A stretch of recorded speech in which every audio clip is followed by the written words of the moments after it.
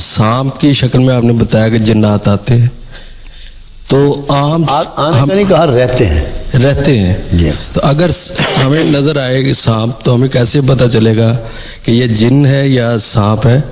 और दूसरा इसका हिस्सा ये है कि किसी शख्स पे अगर जिन मुसल्लत है तो कैसे पता चलेगा उसके सिम्टम से? जी बहुत शुक्रिया आपका, बड़ी अच्छी बात है। सांप के लिए तो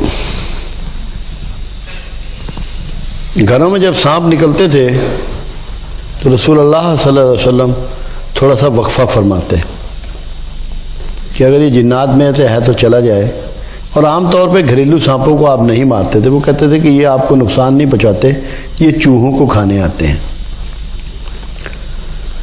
तो वो फौरी तौर पे आपकी नज़र से ओझल हो जाते हैं अगर जिन्नात वगैरह हों, और अगर नहीं है तो फिर आप सांप को मार दें, थोड़ा सा गैप उसमें वक्फा कर लें। वैसे एक बहुत बड़ी अलामत है जिन्नात के हवाले से, जिन्नात में ये अंगूठे वगैरह नहीं होते क्योंकि हड्डी नहीं होती। जैसे पुराने ज़माने में मशकें नहीं हुआ करती थी पानी की, घरों में जो मशकें भरा करते थे, इस तरह उनका वजूद होता है।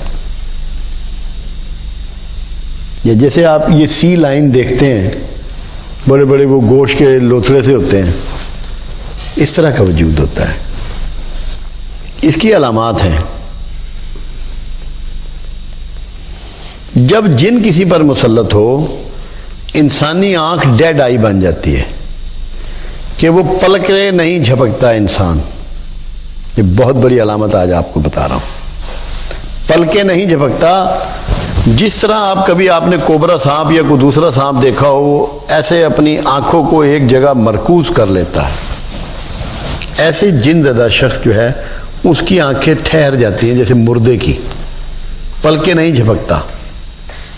ये बेसिक अलामत होती है उसके जिन ज़दा होने की, कि जिन ने इसके जहन को काबू कर लिया है। वो बिल्कुल ऐसे स्टेट उसकी गर्दन होगी और वो इधर उधर नहीं देखेगा, पलके नहीं झपकेगा। ये बेसिक अलामत होती है। दूसरी, उसके जिस्म से आपको ऐसे बू आएगी जैसे कि ये कबाबों वगैरह की नहीं होती, जब वो बन रहे होते हैं उसके ऊपर, आग के ऊपर उनको भून रहे होते हैं, तो इस तरह की स्मेल आएगी।